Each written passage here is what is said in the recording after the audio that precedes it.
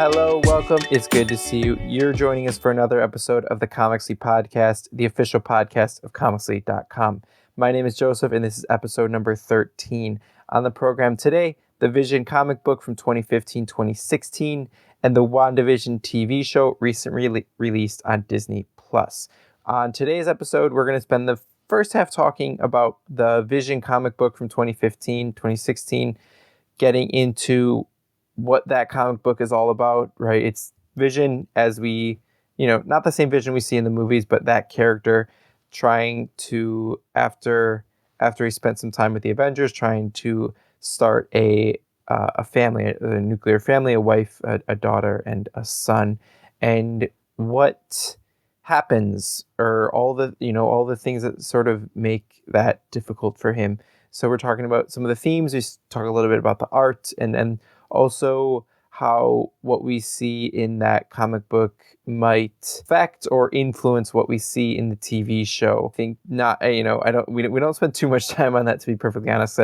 I think there's some influence, mainly right now in the first couple of episodes that are out aesthetically. I think there's some similarities. I guess there remains to be seen how much that series of issues influences what we see on WandaVision.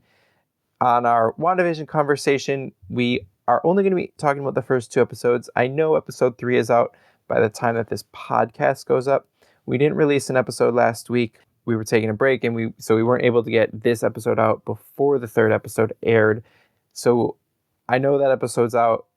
I know episode 3 is out, but we only talk about the first two. I'm probably going to add a short little something to the end of this episode just to talk about episode 3, because I think some of the things that we hoped for or mentioned in our discussion sort of started developing in episode 3, some really exciting things. So I just want to touch on that a little bit and acknowledge it. But we'll also be back at the end of this series, right at the end of these 9 episodes, for a little bit of a wrap up. But yeah, that's what we're going to be talking about today. Sort of a two-parter. We got 2 topics for today. Really hope you enjoy it, and we'll be back with our discussion on the Vision comic book after this short break. All right, well, we should probably start with the comic book. Just to set the stage a little bit when we talk about WandaVision, the show later, because I guess that's probably like the main thing. But yeah, I had Angela read the comic book, the Vision from 2015, so it's like 4 or 5 years. It was 2015, 2016, so it's 4 or 5 years old now. But from what I've read a little bit, saying that they pulled a lot from that comic book, and then they pulled a lot from this other comic book called The House of M, which dealt a lot more with Wanda, but that one doesn't have Vision in it. And I haven't read that, and I think it's probably more confusing because you have to know a lot of X-Men stuff, so I didn't have us read that. Let's start with you, Ange, because you read less comic books than I do. So just as someone this is a more like new thing to, what did you think, or how did you take to it? At first I was like, this is really cool. I don't know if it was just because I was coming off of reading the Slaughterhouse-5, the graphic novel. So anything that wasn't that was awesome. But I liked it. It was like much easier to follow. I was really confused at first, because I was talking to you about like where I thought Wanda was going to make an appearance, and I was like, who is this Virginia person? Because I was expecting the TV show to follow the comic book, and I knew vaguely what the TV show was, and this was nothing like it. Yeah, no, they're very separate things. Right, because then I was like, is this like an alternate universe? Is this like, what's going on?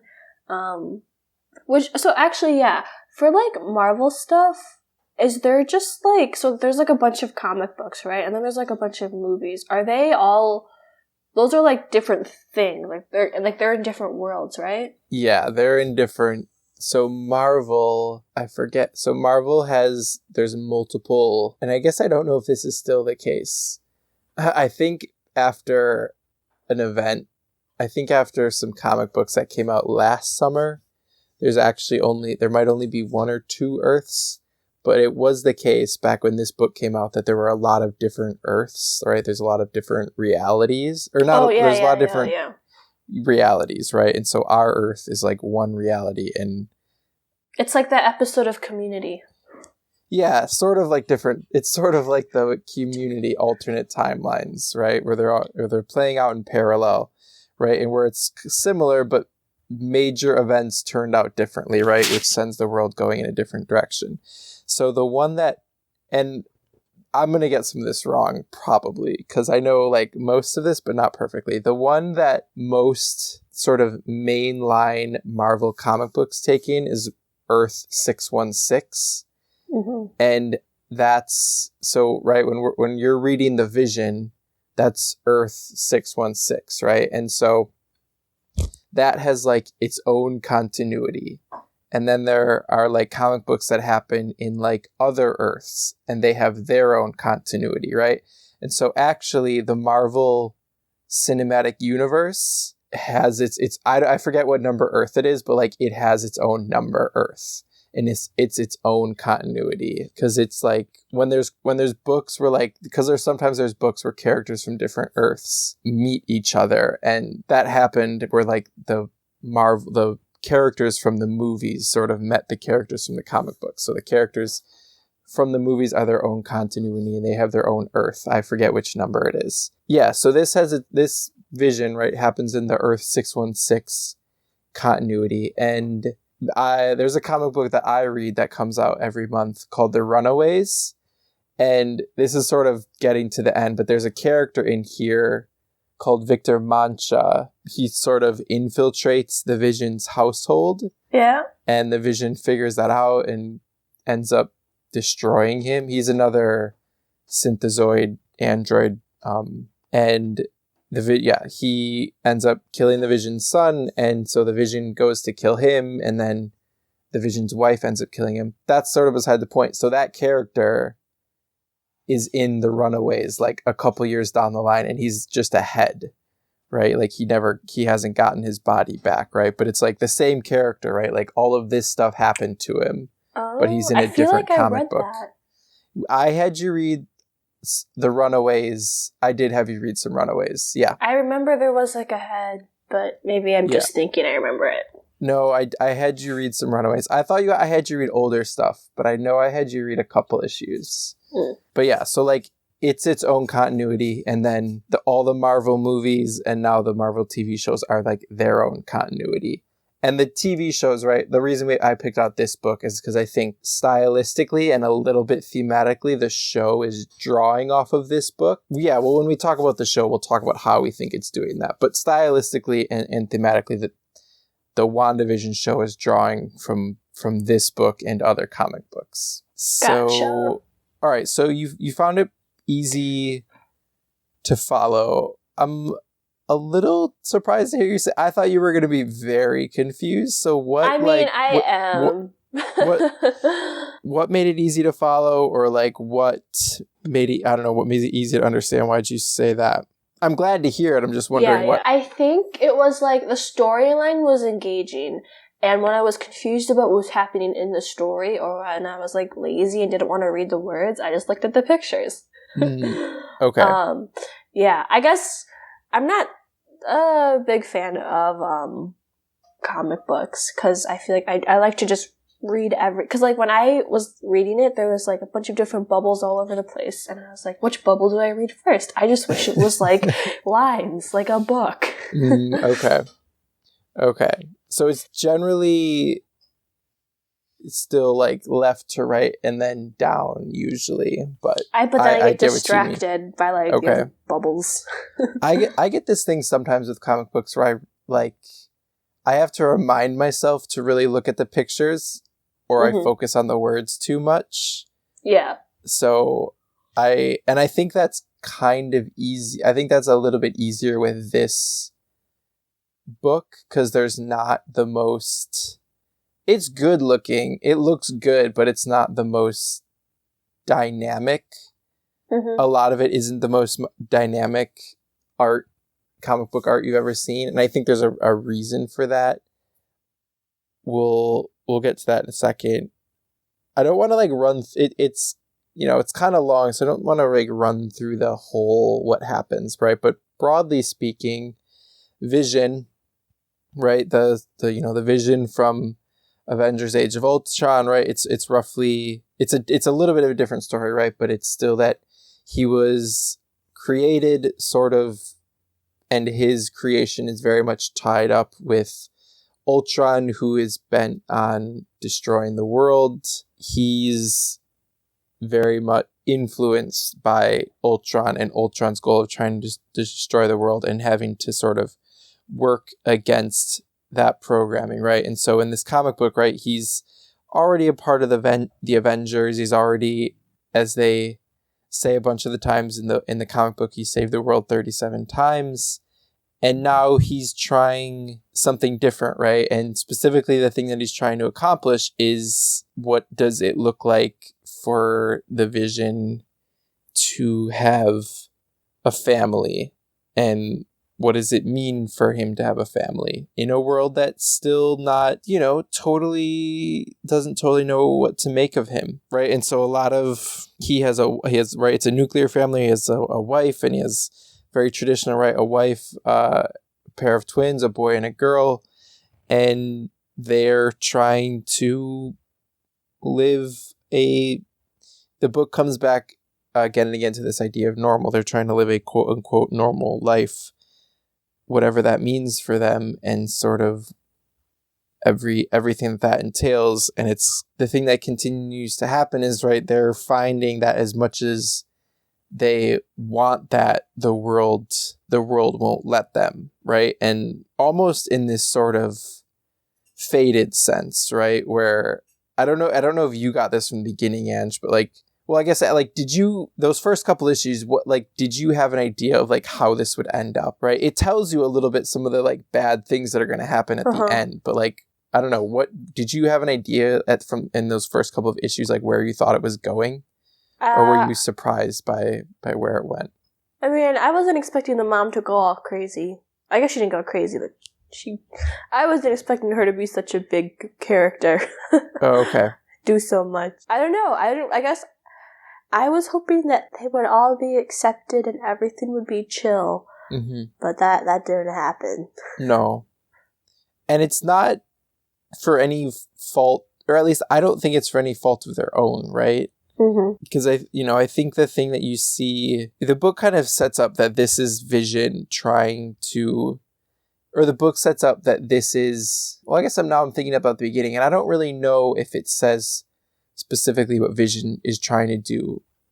I think it tells you how it tells you how everyone else feels, right? It tells you about how the Avengers are worried about this, and how the neighbors are worried about this, right? Or the kids at school are worried about this, or what they're going to be, or what Vision trying to have these group, they call them synthezoids, right? Or you could call them androids, what them trying to live their life means. I think that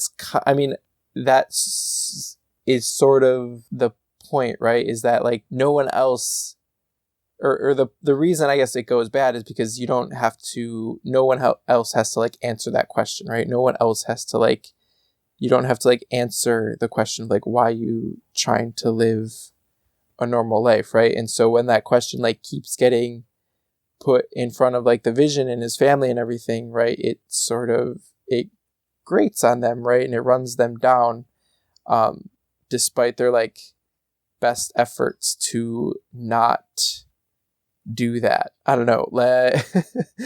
Did it remind you? So I don't know. What did you think? I kind of really just want to talk about themes, because I want to see if we think that runs over into WandaVision. I guess what did you think that it was trying to say about what Vision was trying to do, or about him trying to live a normal life? I think, yeah, it was sort of just I was thinking how capable were they of living a normal life, outside of just being accepted by their neighbors or their classmates or whatever. You would be oh yes, dinner conversation or whatever. They couldn't, they tried, or going to the restaurant but not eating. They, mm-hmm. As much as they tried to do normal family type of things, they couldn't.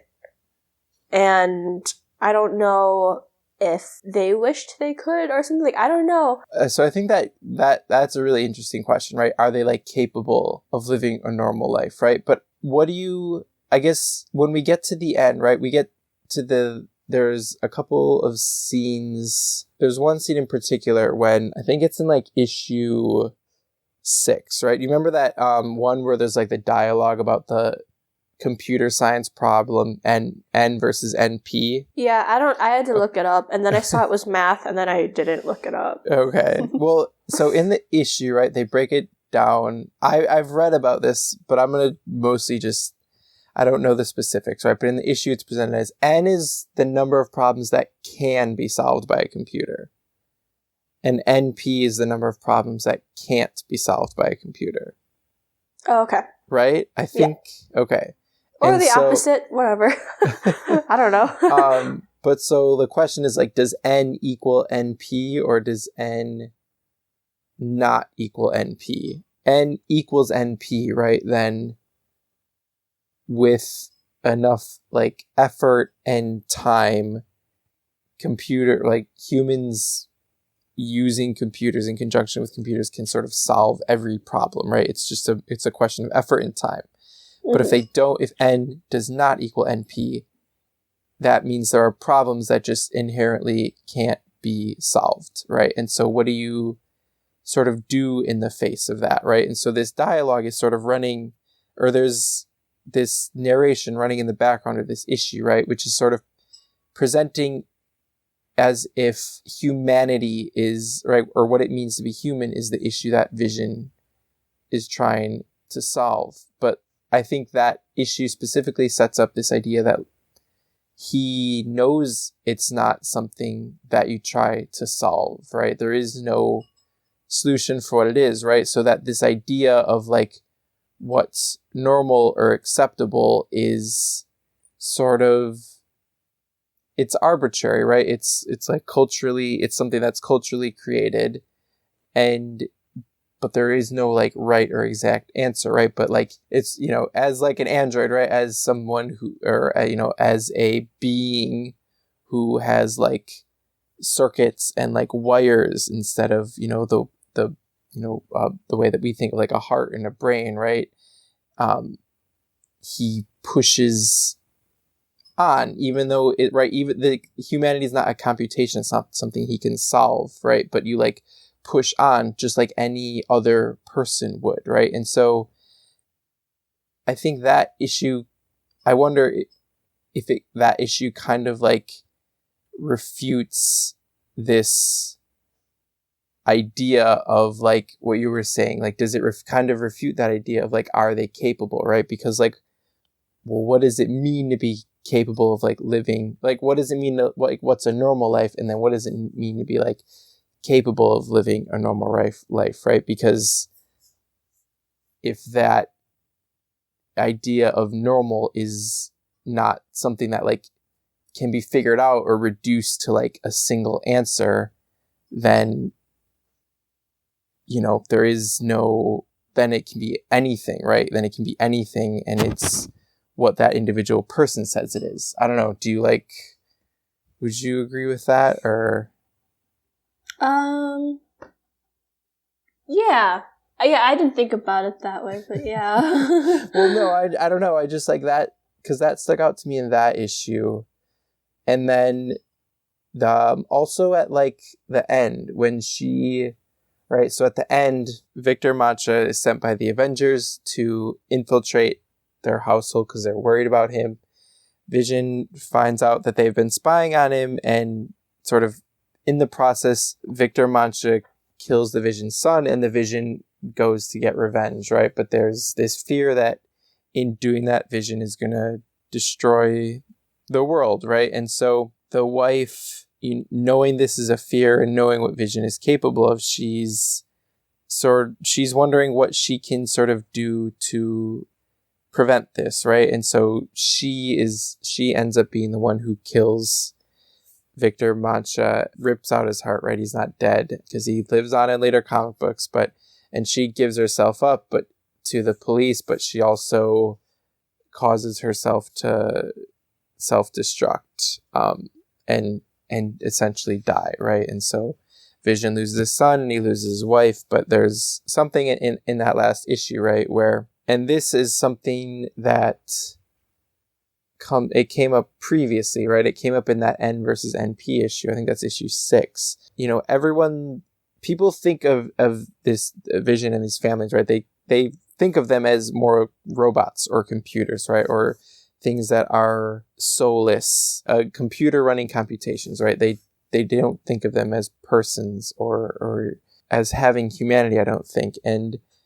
But I think we see, I think it's issue 6, and I think we see it in issue 12. These are beings, and we see them acting throughout the whole series in the way that just like everyone else acts, right? We see the wife sacrificing and sort of doing this thing for her husband because she loved him, right? It wasn't a choice. It wasn't running the numbers. It was a thing. It was a thing that she did not because she had to, but it was like the only thing you could do, right? Because she loved him, right? And you see that in the same way in issue 6, right? Where I think that's the one where Vision covers up.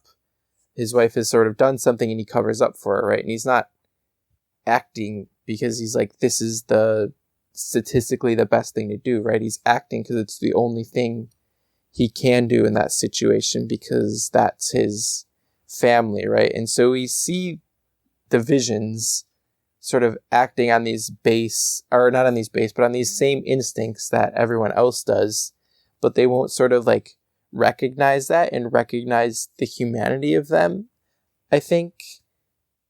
And so, I don't know, I would disagree. Like, I think that's an interesting question. Like, are they capable of having a normal life, right? And I don't think they're capable, right? I think they're not capable of having the life like you or I do, right? Like, they can go to a restaurant, but they can't eat, right? Or like the neighbors can bring cookies over and they can't enjoy them, but it doesn't mean they're not capable of like having emotions, right? Or like caring what other people think about them, or all those sort of dumb but important things that, make up a person's life, I think. Yeah. I don't know.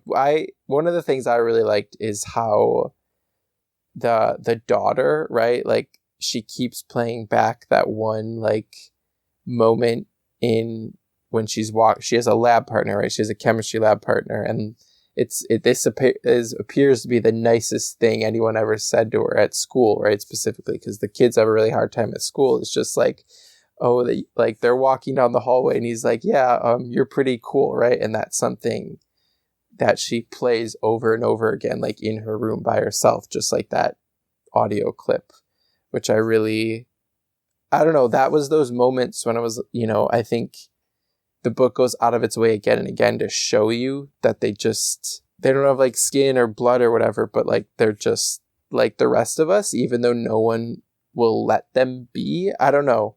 That was my reading on it. What was your reading? Yeah, I could see that. Yeah, because it was like, it still showed that like they had like feelings, which I think was like important if you're thinking about like wanting to like have like a normal, typical like life and like wanting to have a family. Like they had it, like, I guess, just in their own way. They had their family in their own way, right? And I don't think anyone wanted to acknowledge or like let them, right? Which I think led to all of the which led to, the tragedy, right? Is no one would sort of let them have what they did in their own way. I also really like the end, right? And I think this sort of gets at that like humanity thing, right? There's that really good conversation right at the end where this is one of the Wanda only shows up a couple times in this book. I think she shows up in issue 7 and then she shows up at the end, but she's talking to Viv, who's the daughter, right? Because at the end it's just Vision and his daughter, and she's explaining sort of what the mom did, and the daughter's talking about, oh, why are parents mean to their kids, and then those kids are mean to their kids, or sort of let them down, right? And it's sort of this cycle of hurt and regret and hurt and regret, like happening all over again between generations of people, right? And they, even though they're androids, right, they participate in that just like everyone else, right? They have those same family struggles and those same struggles of like, being people who love each other but also hurt each other that everyone else does, right? Which was another, in that final issue, the book is telling us they're like everyone else in this world, right? They love and hurt those who love and feel hurt and everything. Yeah, anything you want to add? No, I want to talk about the TV show. I feel like I paid more attention to the TV show. Before we wrap up, right? So it is a comic book, right? There are pictures. That's a huge part of it. What did you think about the art? Were there any pages that stood out to you? No. No? It was, I don't know, I don't read a lot, so I don't have a lot of comic book like art to compare it to. Mm-hmm. Yeah, I don't know. It just kind of like, it looked like what I would think comic books look like. Mm-hmm. So one thing I was thinking of is, you've read like some stuff, right? And it's, right, but it's very, well, even you said at the beginning, right? The pictures made it very easy to understand everything that was going on, right? Yeah. And I think that's totally right, because I think like the art is very clear, and I don't think it's boring, but it's like, it's almost boring, right? Like, I think it's colored really well, and I think you're looking at a lot of interest, like you're looking at the vision, right? Or the family, right? And I think they're like very interesting, right? But otherwise it's like set in a house or like a neighborhood, right? And sometimes you're looking at like other superheroes, but like it's very mundane, right? It's not, there's not like a lot of like action set pieces, right? It's a lot of people in rooms talking to each other, right? It's very mundane. It's very like, it's almost boring in the way that, right? Sometimes life is kind of boring. And I think that is also kind of getting to that theme, right? Like the Visions are not trying to do something special or extraordinary other than trying to like live the life that they can, right? They're trying to have their life in the way that they can, right? And I think the art represents that in the way that it's showing everything that they're doing very plainly, right? And what they are doing is not it's nothing special, right? Except when it is, right? There's a couple like, right, when there is an action set piece, right? So there's like an intruder that shows up one point, and there's a fight between him and the wife, or there is a couple times where the Vision has to interact with the Avengers, and I think those all look really good, but a lot of it is like very mundane. And I think that I think that can like take us into the show, right? The show is kind of, I don't know if you'd say it was like boring looking, but it is. The first couple episodes are just like a house in a neighborhood and like people living their lives. I don't know. What did you think of these first two episodes, Ange? What did you make of them? In the TV show, right? Yeah. I was like, I know they were supposed to be like silly and like more like on the lighthearted side. Mm-hmm. So I guess I didn't mind it. I guess it just wasn't what I thought it would be like. Yeah. Did you have like a thing that you wanted it to be? Because I wanted it to feel like it was like a mini Marvel movie almost. Mm-hmm. And it's not. Or like with that type of humor. Then it was old people TV show humor. Yeah. Do you mean old people because it's black and white, or just old people? I guess maybe it was the laugh tracks. The laugh tracks. Okay. Yeah. Yeah. Yeah, it is very much a throwback to like I Dream of Jeannie and like I Love Lucy. Both of these episodes are in black and white. One of them is in that 4:3 aspect ratio. Did you notice that? I think the second, maybe both of them, but definitely the second one. It's in a different aspect ratio. It's more like a square. Did you rewatch any Marvel movies before you watched this? No. No? So I rewatched... No, of course not. I don't know. I thought maybe I rewatched Avengers Age of Ultron, which is the one where we're introduced to Wanda and her brother. And then I rewatched Civil War, which is where her relationship with Vision is fleshed out a lot more. And Avengers Age of Ultron's interesting, right? People don't like that movie, and I think it's fine. But in that movie, right, they focus a lot on Wanda's ability to mess with people's mind and sort of create different realities in their mind, right? So she sort of manipulates Captain America's thoughts and sends him sort of spinning back in time to 1945, right? I think the war is done and he's like in a hall dancing, or she sends Thor sort of spinning and he's imagining like a feast in Asgard that's sort of everyone's happy, but it's sort of this very dark tinge. And that is where that's where she gives Tony this vision of the world ending, right? Of the aliens that he saw in the first Avengers sort of coming and like destroying the world, right? And that sets him on a path that culminates in Avengers Endgame. Yeah. But that's the only movie where that happens in. After that, her like powers are like vague. I can move things with my hands, right? It's like this vague where there's like red stuff floating around her hands and then she throws stuff around. I was watching that movie and I was like, I guess I hope her reality bending, because that is what her stuff is in the comic book, right? Her ability is to like bend and reshape reality. And it was like, I think we're getting that a little bit in that first movie, and I hope we can get some of that in this show, right? I don't know exactly what, but I hope we get some of this show. And I think maybe we are, right? Because theoretically, right, it's like these 2 episodes, they're both black and white. They're very much styled on these like old sitcoms. I think the first one is kind of styled around an I Love Lucy show, right? Very like domestic with, these people are coming over for dinner and I haven't cooked anything, and like I'm making a mess in the kitchen, but they're out in the living room and I hope they don't figure out, right? It's like very ridiculous, I think we would refer to it as like corny, right? I guess that was funny 30 years ago, maybe even longer. I don't know when I Love Lucy was on, and then the second one I think is kind of styled a little bit more on Bewitched. There's this sort of, darkness is the wrong word, but there's sort of this like strangeness sort of just below the surface of these 2 episodes. Would you agree with that? Were you picking up on that at all, or? Yeah, it was like, it just like, things just like weren't as good as it looked. Or like there was something spooky going on. Yeah. There was a couple moments. There's that moment when the boss comes over for dinner, right? And he starts choking, and Vision he's sort of stuck not knowing what to do. And the wife just what does the wife keep saying?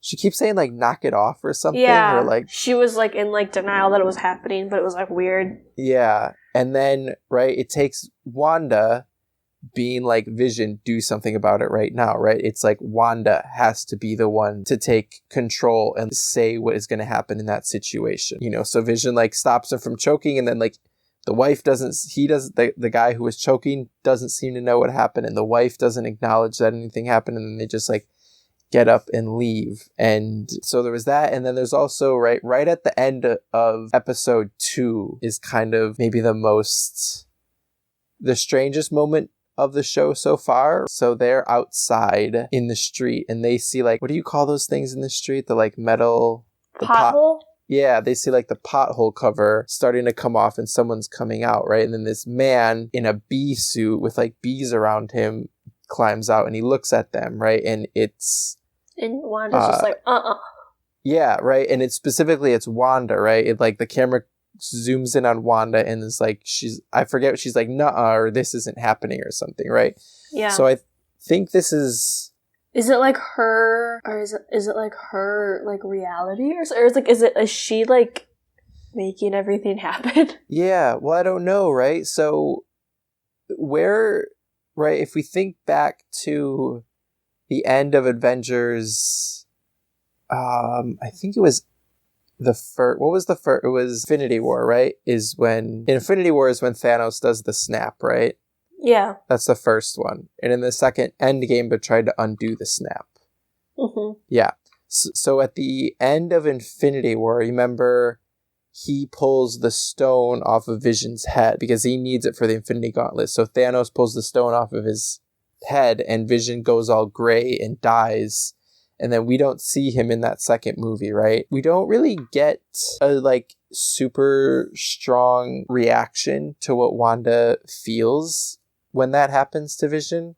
Mm-hmm. I didn't watch those movies, but I can't like remember, right? What happens or how she reacts. That doesn't stick out in my memory. And so I don't know if this is if this is like some sort of reality that she has created in order to deal with what happened in those movies, or how she had she has sort of created this reality to like move on after those movies. Mm-hmm. Because we don't really know a lot about her, right? She's only been in the Avengers movies.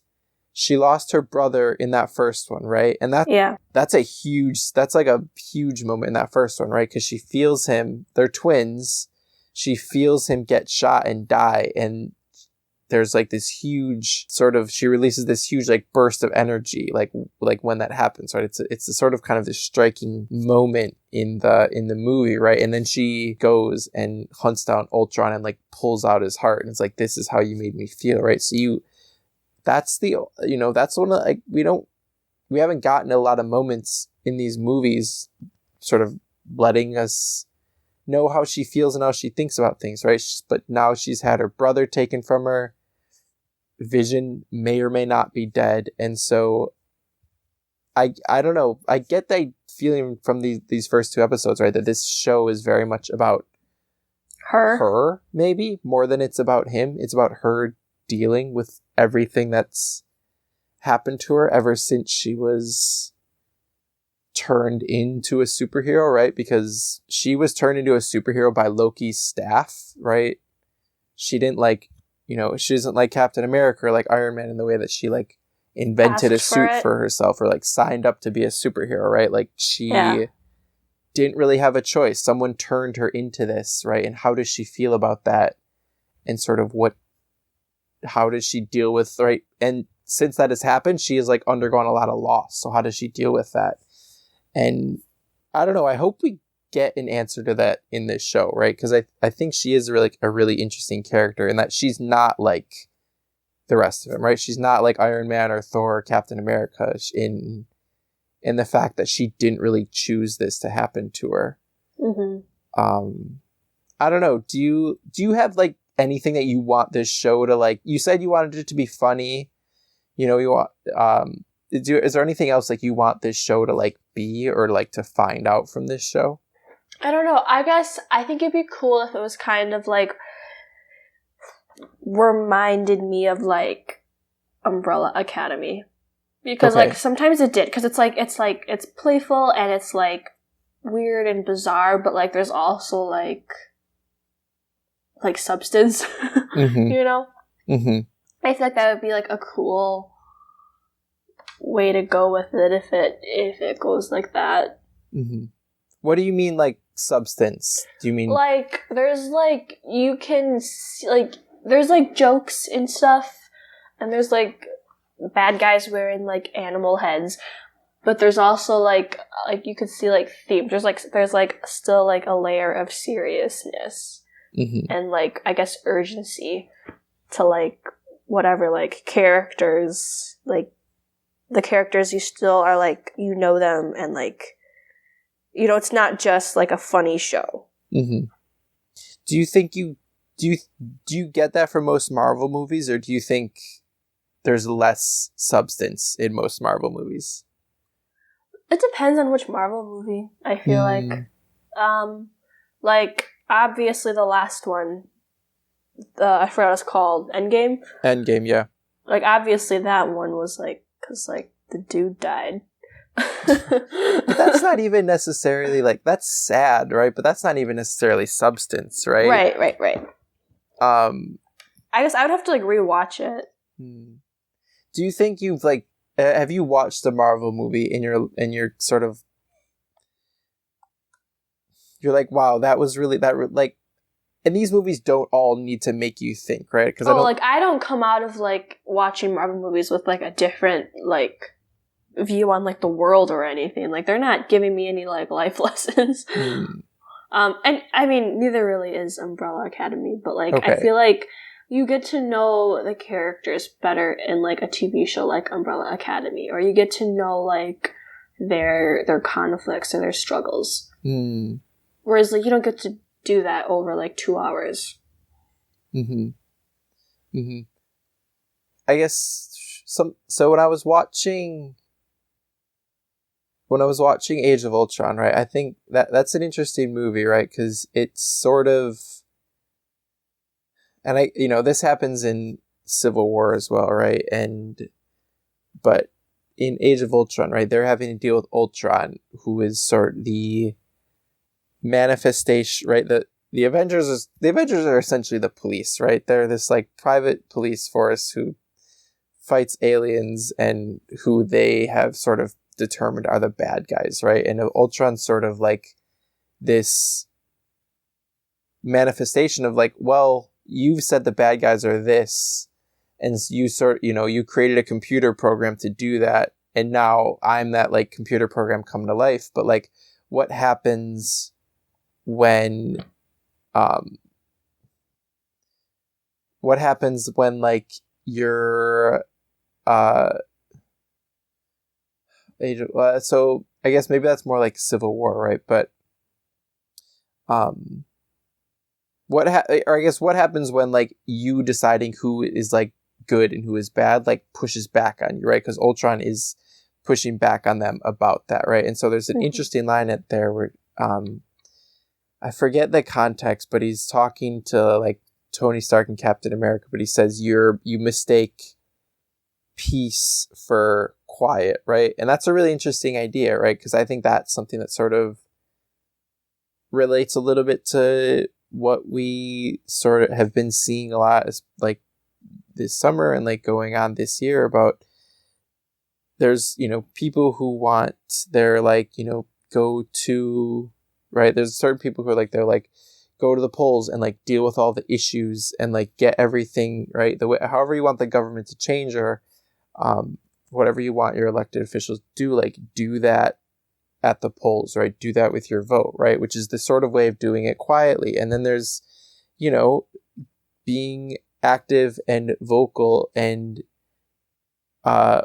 organizing and protesting peacefully and, to show people in very visibly and very demonstrably what you want, right? And so we've seen a little bit of that, like organizing for what you want peacefully, but it's not quiet, versus people saying like they want it to be quiet, right? Because then order is maintained, right? And Ultron is saying the Avengers want it to be quiet, right? They don't want anyone pushing back on them, right? So there's like this really interesting idea. The movie doesn't follow through on that in any way because ultimately the Avengers beat up the bad guys with their fists, right? So like the movie can't follow through on, right? And like they can have that interesting line, right? But like, I guess I was thinking, it's like, I don't really know if these movies are capable of really following through on an interesting idea, right? Just because they're made, they have to have one or two a year, obviously not last year, right? They're like made kind of quickly. They have to have a couple every year, and they can have an interesting line or an interesting thought, but I don't know if they can really like say anything or really like, pardon? They can't really like explore it. Yeah, they can't really like explore and have something interesting to say. And I was like, I guess I hope this TV show, like, can it have something interesting to say, right? Can it have some of that like substance that you really said? And, I think the closest the Marvel movies have got is probably Black Panther, right? I think coming out of that movie, I was like, you know what that movie's about, right? That it, ultimately that movie, right, ends up with like people punching each other, right? But like they still managed to put it in there, like what that movie is about, and put some real substance in there in a way that like I don't know if any of the other Avengers or Marvel movies have done. Maybe like Infinity War, right? Like with them fighting their ideology versus Thanos's, but I don't know. So yeah, I guess like you, I'm hoping there's some substance to this show, and the fact that it is so weird, right? I don't know. Would you agree that it's weird? Like, in what way? I mean, like, I think it was weird just because I'm like not used to like old timey. I thought the second episode was better. Okay, better how? Like, I feel like in terms of like when Wanda saw like the beekeeper and she was like, that was just like, oh, like this could be interesting. Okay. So even that little like that couple seconds at the end of that second episode really like. I feel like it redeemed a lot of it because I was like, if it's just gonna be like this black and white, I'm not interested. Okay. That's interesting. Yeah, I don't know. The fact that it is so weird makes me hopeful that it can like have some substance. I guess it could end up being weird for weird's sake. I hope that's not the case, but like, I don't know. If it looked and was just had the same humor as all the other Marvel movies, I think I would be a little bit disappointed, right? Not unhappy, but like a little bit disappointed that they're not trying something. And I am happy that they are at least trying something. Yeah. I don't know if it'll work out, but I'm hopeful. I think it will. Well, how many episodes are there going to be? So I checked before it started, and it said 6 or 8. But let me check right now. WandaVision premieres with 2 episodes on January 15th, and we'll have 9 episodes in total. The last of which will air on March 5th. My birthday! Yes. Not all 9 episodes will be the same length. Yeah, both of these are pretty short. They were about a half hour. And there will be about 6 hours of content total. Okay, so 9 episodes. And then their last one's on March 5th. Are all of them going to be 20 minutes long? No, so it was just saying that there are going to be different episode lengths. And that in total it'll be about 6 hours. Cool. Nice. Are you going to keep watching? I might. I'll have you watch them, and then you can tell me if I should watch them. Are you gonna keep? I mean, I guess I should ask when you planning on watching them.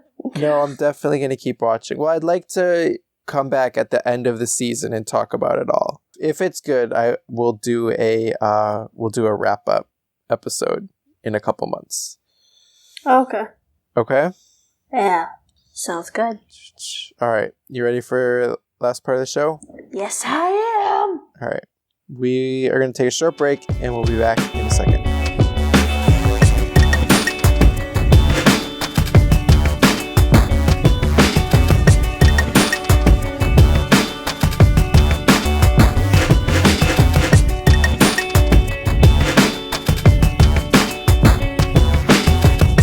All right, everyone, and we're back with the couple things that we've been enjoying this week.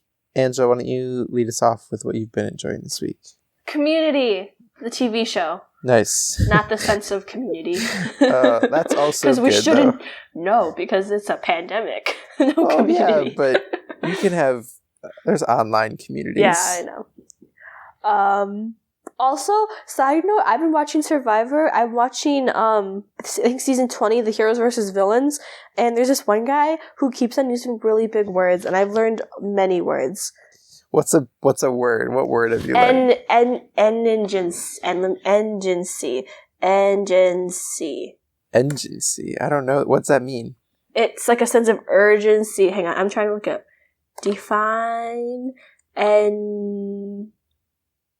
Gen-C. Ugh, I don't know how to find it. It's I think it's pronounced engine. I don't know. Siri said it meant a sense of urgency. Okay. Sense of urgency. All right. I don't know how you go from a definition to a word, right? You can go from a word from a definition. I don't know how you work the other way. All right. What's another word? Oh shoot. It was like a playoff of machismo. But it wasn't. I mean, like, I knew, like, I had an idea, but, like, I don't know. I probably forgot the words, too. Like, I don't know. I'm not... Okay. I don't use big words. Anyway, sorry. Off topic. What is he... Does he, like, have a... Is he one of those people who tries to make other people... You watched it, right? I don't know if I watched season 20. Is that... It's the second one on Netflix. I actually don't know if it was season 20. I just made that up. It was the second season that was on Netflix. I think I watched it. Then. Coach. Oh, Coach. Yeah, Coach. Yeah, he uses really big words, and I had to look him up. You're right. Yes, Coach does use... Yeah. Coach does use big words. Okay. Coach I don't think he's going to win. Coach is weird. Coach has an interesting vibe. Yeah. Yeah. Anyways, off topic. When I'm not watching Survivor, I'm watching Community. I can't wait till we do an episode about it, because I feel like... I'll be real good. Yeah. Oh, so you're just watching Community? That's it? That's it. I really like it. It's what funny. Season are you on? 5. I've never gotten as far as I got now. Cause like after Troy leaves and then like the new Pierce comes in, I'm just like, I don't care. New Pierce, yes. He's not like exactly Pierce. Well, he's just the like, old guy. Yeah. When they replace the old guy with another old guy, I just like, no. Yeah. Troy leaves early in the season, right? Is that? Yeah, like the first or second episode. Yeah, I was gonna say it's early in that season. I saw that they named the ship the Childish Tycoon. Was that a reference to Childish Gambino? I didn't know this. That it must also, be. Who's the ass crack bandit? I don't think you ever find out, do you? I'm gonna look it up. Because I think there's another episode in season 6 about the ass crack bandit. I don't think you figure it out in season 5. Wiki fandom says that they never find it. Yeah, I don't think so. There's a whole like Law and Order type episode about it, and I think that's in season 6. Because I don't know. Did you just watch an episode? Oh no, it is season 5 when they do that. Yeah. Okay, so you just saw that episode. Okay. I do like on the wiki though. It has a bunch of theories about who it might be, and Chang is at the top. Obviously. Oh, that's very good. That's very good. Okay. I recently listened to an episode. So you read Into the Wild, right? Yes, I was actually just talking about it last week. Oh, what were you saying? One of my friends, she was like, I like to read, like, I don't like fiction, but I like if it's, like, nonfiction. We're talking about how, like, if we're reading nonfiction, it's supposed to be entertaining. So I was like, oh, like a memoir, or like, and then I brought up that book. That's the one where the kid dies, right? Yeah, he dies. Yeah. He goes to that Alaska, yeah. I remember I read it when you were doing your hike thing, and I was like, this is not the right book to be reading at this time in my life. Did you read it by yourself or you read it in school? I read it by myself. I think you had it on your bookshelf and I went and took it. Yeah. So I had to I read it as a sophomore in high school, I think. But yeah, I really love that book. I read it a bunch of times, and John Cracker also is just a great writer. He is Under the Banner of Heaven, Into Thin Air, and Missoula, his most recent book about rape and sexual assault on a college campus and how it's sort of dealt with. All really good books. I find him to be a really good writer. But he was on... he did an interview on a podcast that I listened to recently, because Into the Wild came out 25 years ago last week or something. So it's an old book kind. I don't know. That seems like a long time ago. So that's it's an old book really long now. time ago. I thought it was like, wow. Yeah, I thought it was more recent than that, but I guess, right, 1995 seemed, because I think Christopher McCandless died in 92 or 93, and he wrote that book shortly after. Mm-hmm. So, yeah, and so I really enjoyed that interview, and he talked about how because he hasn't written a ton of books. I think he's written 5 books. He wrote Into Thin Air, which was about the most... I think I read that too. Have you read that one? I'm looking at the cover to see if I Yes, I did. So it's about... Everest. Yeah, it's like that climbing season, there were the most deaths ever in that Everest climbing season. I think that was 97.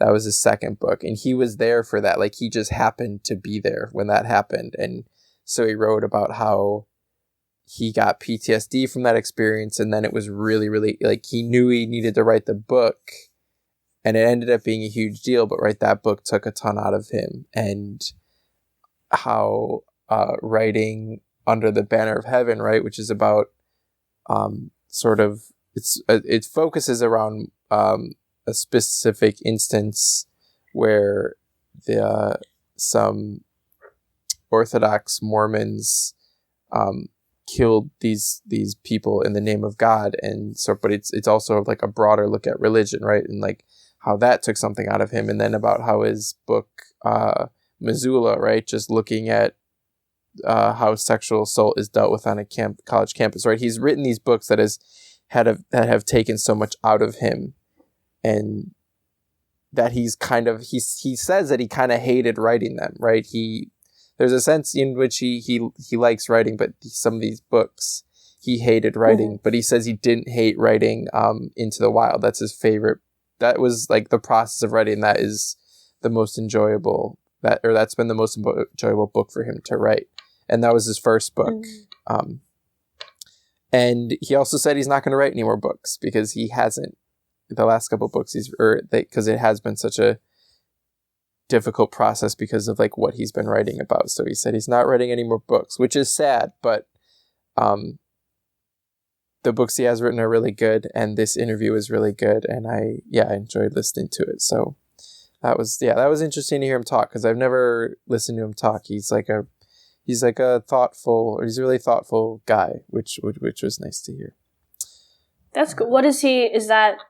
Does he like do anything besides writing? So I think he might still write for magazines. I know he's written quite a bit for Outside because he's interested in the outdoors. So I think he might still write for magazines. I'm not sure. But he also mentioned him and his wife started this philanthropy organization. And he's also, I think when he was over in Everest, he got involved with an organization trying to stop the trafficking of young girls in Nepal. So he said that like he wants to focus more on sort of philanthropy and sort of direct involvement in causes that he believes in, right? So he's like still doing stuff, but yeah, he's not writing anymore. That's cool. I think he said he's like 60, so he's not super old. I guess I thought he would be older, but yeah, so he still might be around for a while. Maybe, I don't know. That's a nice way to put it. Well, yeah, I don't know. He's not gonna die anytime he shouldn't soon. die. Joey's Hopefully. trying to say he probably won't die. I don't want that to happen. But yeah, people should. So you read Into Thin Air? Yes. Did you like that one? I don't remember it as clearly, but I just remember reading it. Okay. That one's longer. I don't think that one is... It's interesting. That one's hard to read. That, because, like, just horrible stuff keeps happening, like, to the people going up this mountain. And yet they continue to go up the mountain. No, thank you. Yeah. Have you read anything else? Did you read Under the Banner of Heaven? I just read whatever was on your bookcase. Okay. I was also like, I don't know, was I in middle school? I don't know. I think I read a lot in like when I was younger, but nothing really resonated in my brain. Like even if it was like super sad or serious, I probably promptly was just like, all right, on to the next book. I should maybe read those books again. I like rereading books. I know I should like, there's so many books, so you might as well read a new one. But what if you don't like them? Yeah. You like this one. Yeah, I feel the same way. I reread books a lot. Okay, let's wrap it up there for another week. Thank you everyone for listening. You can follow Angela on Instagram at glow.angela. You can follow me on Twitter at Joey Glowacki. That's JoeyGlowacky.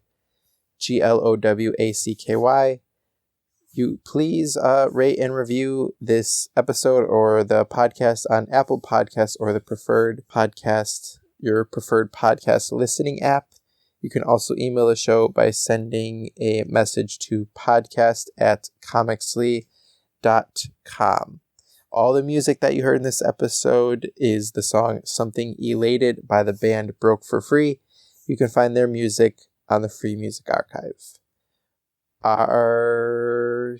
What is up next? I don't know what's up next, so I'm not going to say anything because I don't want to be wrong. But we will see you next time. Thank you everyone for listening. Have a great week. Goodbye. Bye.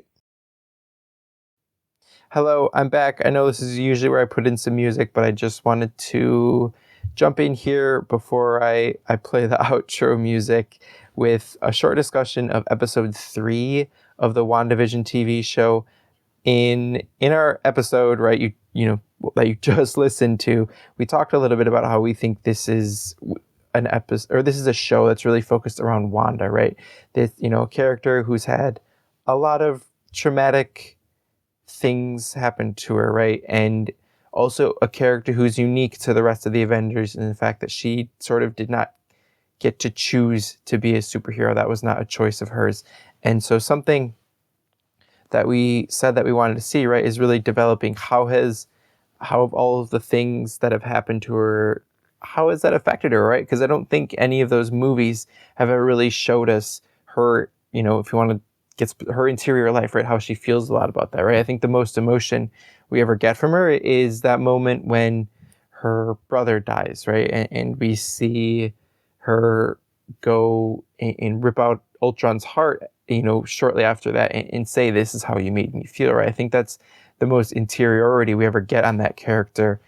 And so, I think we were both excited for this show to be an opportunity to really develop what is going on with that character and how she feels about everything that's happened to her, right? So Age of Ultron, what happened in the events of Civil War, and then Infinity War and Endgame. Because the last, when we see her in Infinity War, combating Thanos, really going toe to toe with him there for a second, and then Vision gets the stone ripped out of his, Vision has the stone ripped out of his head, and he doesn't show up in Endgame. And I to be very honest, I don't remember I know she's around in Endgame. I don't remember her role exactly in that movie. I don't remember if she's someone who gets snapped. I'm not quite sure.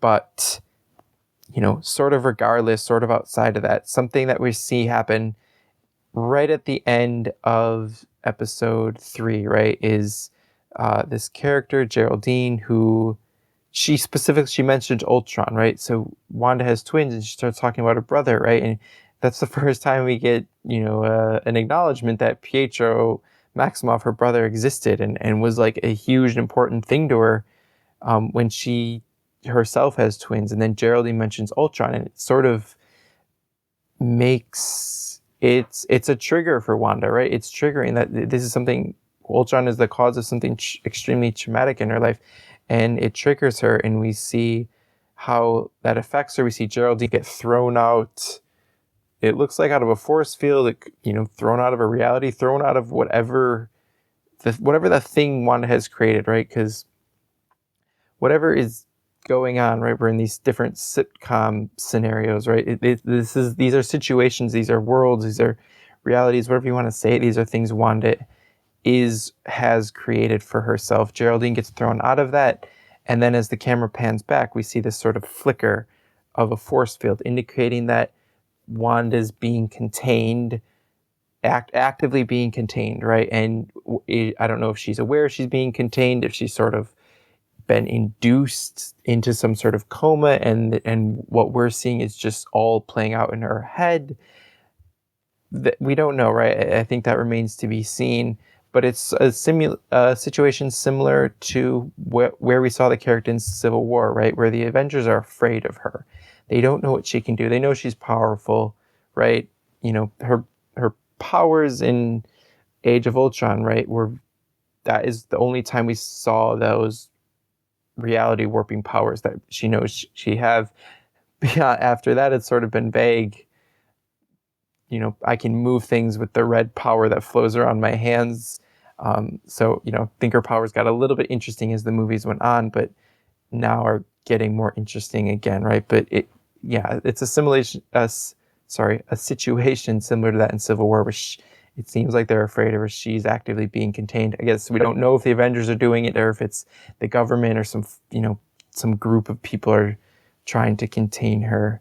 But the character, I guess we still don't know a lot about the state that she's in, right? But we know, I guess, just hearing her talk about her brother, seeing her response to Ultron, right, is indicating and sort of pointing that we're going to get some more interiority about this character.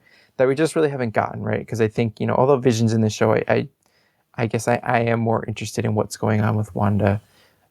I think there's like interesting world building reasons for that, right? Is she the introduction to the X-Men, but also just she is one of the few women Avengers, right? And she's one of the few women that we actively get to spend time with in this world. And, so her perspective is going to be different and interesting, right?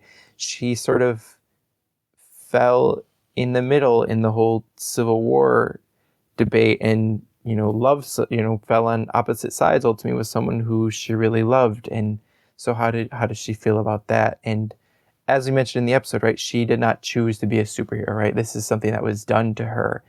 And so how has that affected her? How does she think she remembers a life without her powers. Now she has a life with her powers. And how are those different for her? And, what does she do with that going forward, right? Now that she is someone who has that responsibility, but also that attracts sort of attention and attention people might want to manipulate and use her, right? And what does that mean for her as an Avenger, as a person, as a woman, as all these things? So, I think of potentially a lot of really interesting stuff yet to be explored in the next 6 episodes. So just wanted to jump in. There's, acknowledging episode 3 happened. Really interesting stuff is, I think, starting to develop in this show. And we will be back at the end. We'll be back sometime in March when the show is over with a whole wrap up of all 9 episodes. We'll see you then for that episode. But until then, take it easy and we'll see you later.